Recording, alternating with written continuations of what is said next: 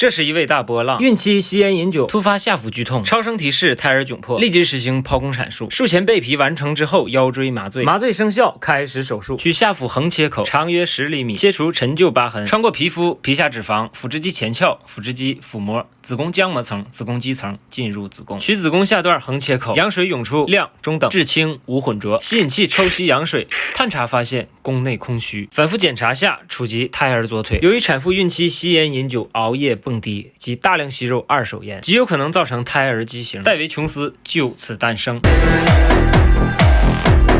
剪断脐带，带自动引出胎盘，血窦关闭，缝合子宫。女性孕期应避免高强度工作，避免家庭暴力，避免生冷、油腻、辛辣，避免化浓妆，掌握财政大权，避免男方出轨。我是水果医生，关注我更有趣、更健康。